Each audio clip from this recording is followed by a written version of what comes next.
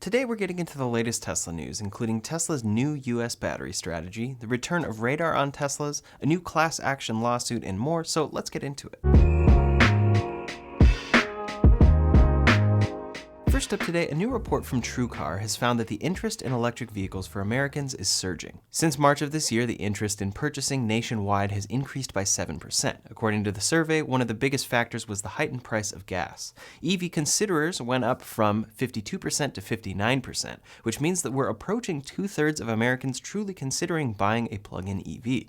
As for EV rejectors, that went down from 24% to 19%, showing that less than a fifth of Americans completely reject the idea of driving electric. An interesting part of this survey did show that people in the Detroit metro area were much less likely to consider buying an EV. 49% would consider, 10% less than the national average. However, TrueCar believes this may have to do with the lack of exposure to electric vehicles and history of the auto industry in the area. Quote, "Our focus on Detroit area consumers showed a lower percentage of people willing to consider EVs as a next purchase. This might be attributed to the area's strong ties to the auto industry and its love of performance vehicles, or could be an indication that the middle of the country lags behind the coasts in its appetite for EVs." It's very interesting to see this growing so quickly, and I would have guessed the national average for EV rejectors would be higher, since they tend to be very loud. Either way, this is great news for electric cars in general, and ultimately Tesla, since they are scaling better than anyone right now, and we'll get more into that in just a minute.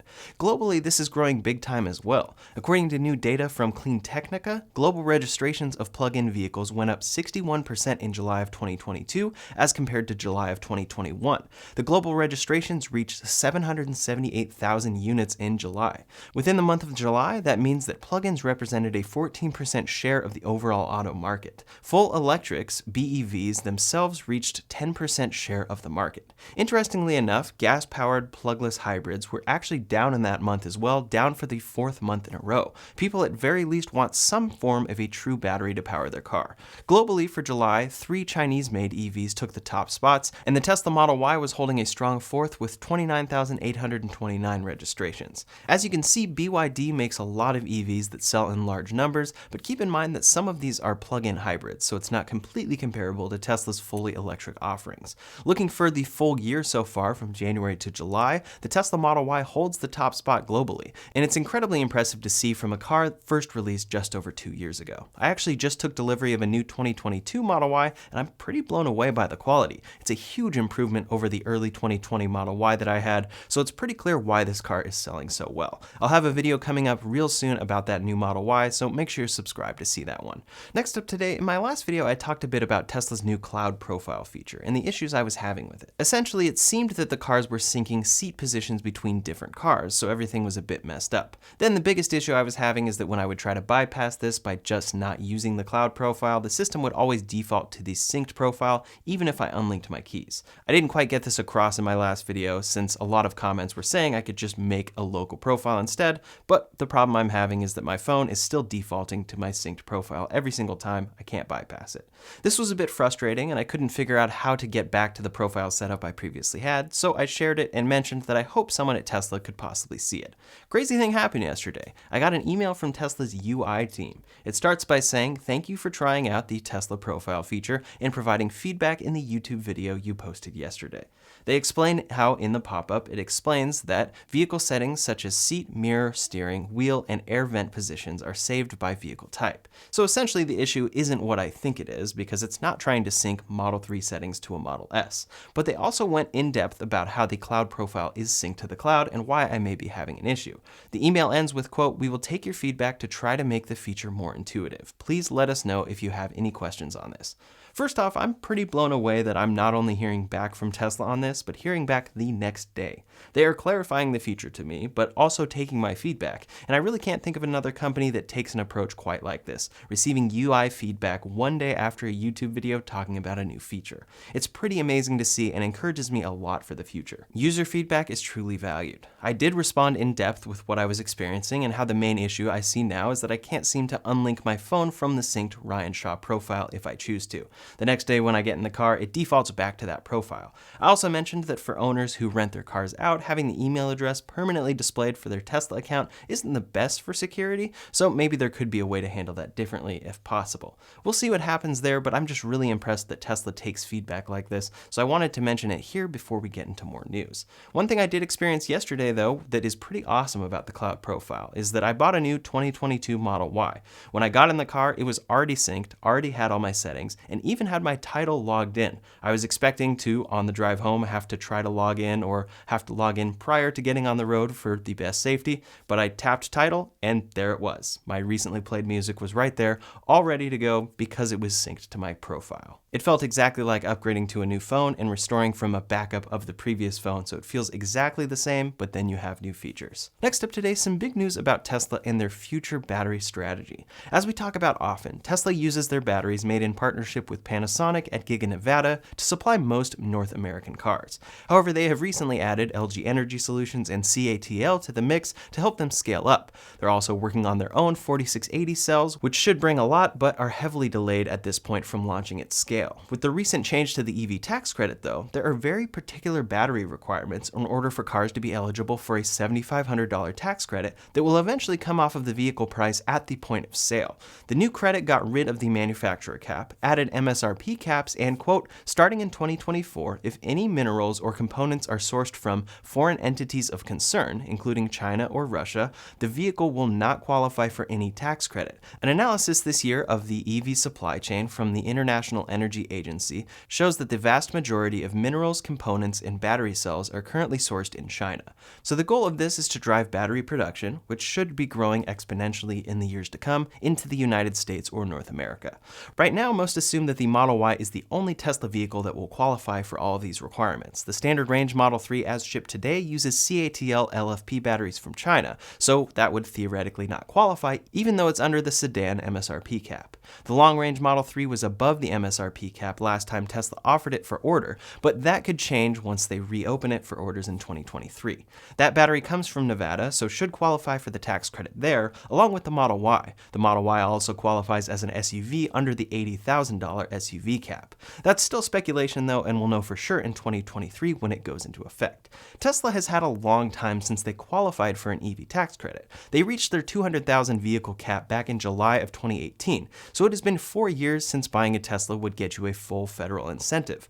For the past few years, a car from another company, like the Mustang Mach-E, would get $7,500 off, so many assumed that this would hurt Tesla's sales significantly. They're already priced higher, and then they don't qualify for any incentives there, so they would end up quite a bit more expensive than certain competing cars. Clearly, though, this hasn't hurt Tesla at all, and they're still catching up on demand for their cars. For this reason, I wasn't sure if these new federal EV incentive requirements, which now include Tesla's, would end up swaying Tesla's battery strategy. They did fine being disqualified from credits, so maybe they would just end up trucking along as is. But a new report is saying that Tesla is changing their battery strategy. According to the Wall Street Journal this week, quote, Tesla Inc. is suspending plans to make battery cells in Germany as it looks to qualify for electric vehicle and battery manufacturing tax breaks in the United States. The electric vehicle maker has discussed moving equipment used to make cells to the United States, originally intended for use in the German factory. Tesla was planning to make 4680 cells in Texas and Berlin, but it is now becoming more advantageous for them to focus their efforts on production within the United States. With the time it takes to scale batteries, it could first make sense for Tesla to redirect extra focus on 4680 in Austin and then proceed in Berlin. However, new reports are saying it could be different. According to RBB24 translated, quote, Tesla wants to prioritize battery manufacturing in the US. At first, it was unclear what these plans would mean for the planned battery factory in Grünheide. It is now clear that the factory will be built and even faster than planned. There isn't a ton of information here, but the article says the US car manufacturer Tesla continues to produce batteries in Grünheide in Brandenburg. The US electric car manufacturer said this to third parties according to RBB information on Friday. This could mean that the entire Wall Street Journal article is inaccurate, but my guess is that both could be partially true. With Tesla scaling up in Berlin for cars shipped in Europe completely separate from any US incentive, it still makes sense to make 4680 batteries there. They are all about localization, and this helps bring down cost if they can make the batteries where the final cars are made. However, scaling a battery factory takes time, so maybe Tesla is focused on Texas more than Berlin right now, and this was exaggerated a bit in the Wall Street Journal piece. I'm just guessing.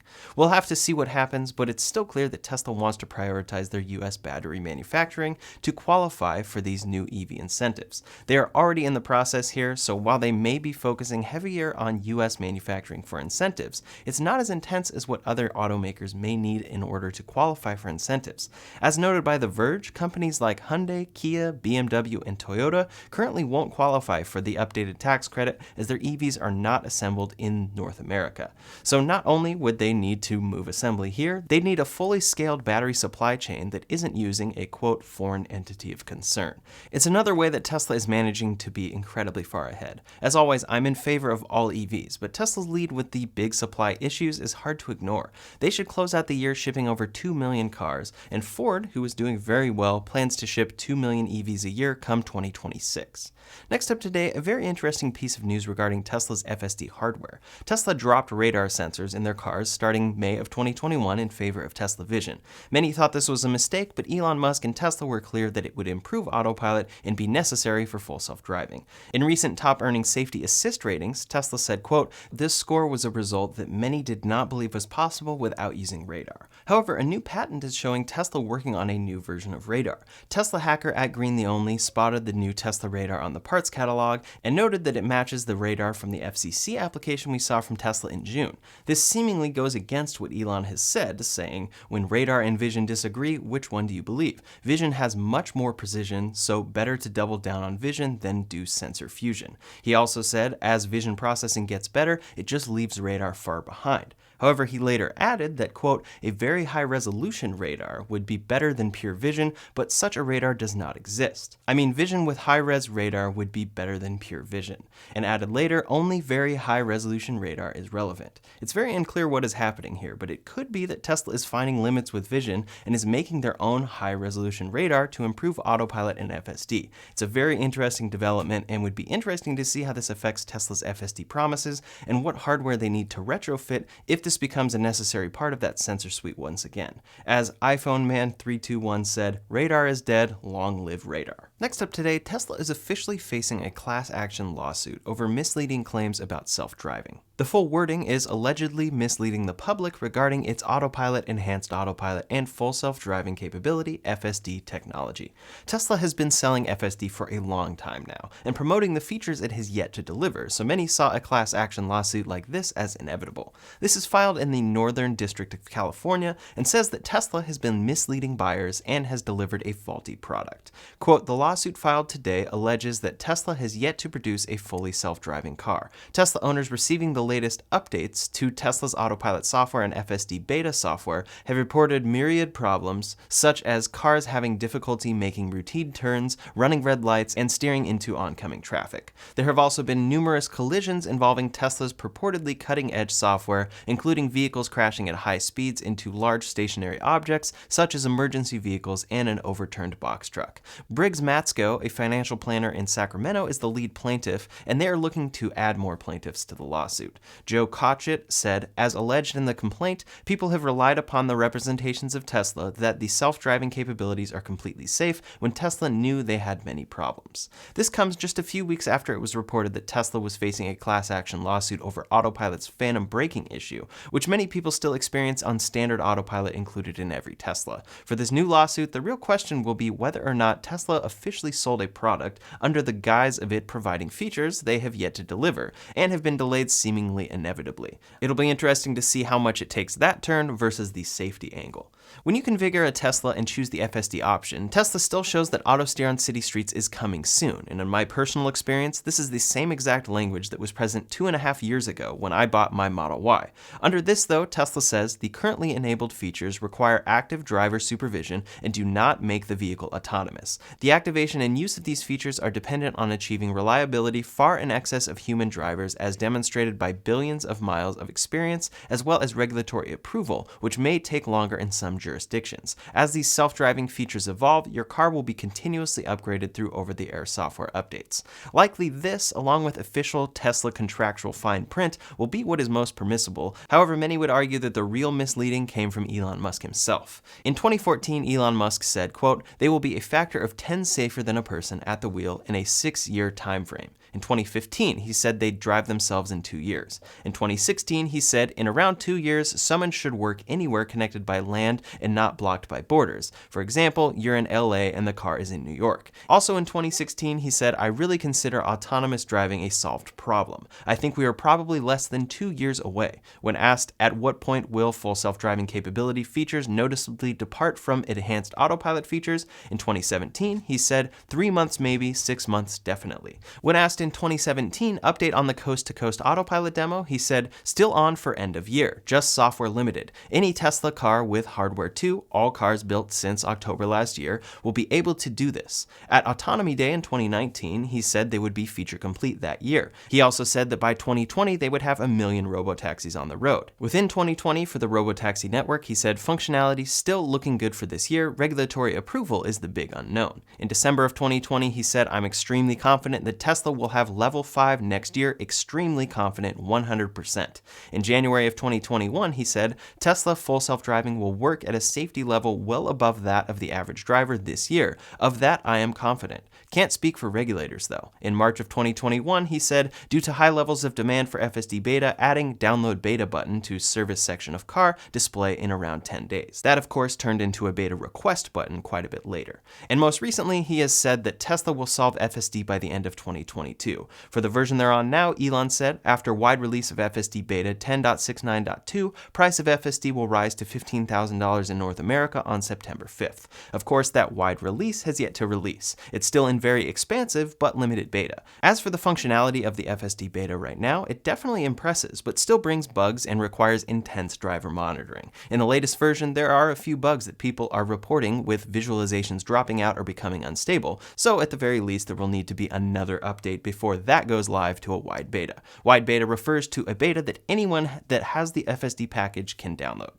Elon confirmed this in a tweet saying, "10.69.2.1 coming out in a few days with additional polish, 10.69.3 comes out shortly after AI Day, beta expanding to safety scores above 80 after 10.69.2.1 goes out." So another delay and realigning of expectations after saying 10.69.2 would be wide beta. Hopefully they're truly close. So the question is, did all of those statements from Elon Musk sway customers to purchase this package, which now costs $15,000? He has promised a lot for a long time, and today it still is not what he promised back in 2014. For me, this is the part of Tesla that I'm the least fan of. Everything regarding scaling, production, manufacturing, and making fun cars to drive are solid. I love the advances they bring and the technology they bring. I'm also very pro full self-driving. I think Tesla is doing an incredible job working on this technology and may just be the ones to solve it, but the timelines and selling of the FSD package in the meantime are what I question big time. As noted by Electrek, quote, "At the very least, I think Tesla should promptly offer refunds to anyone who ordered full self-driving if they want it.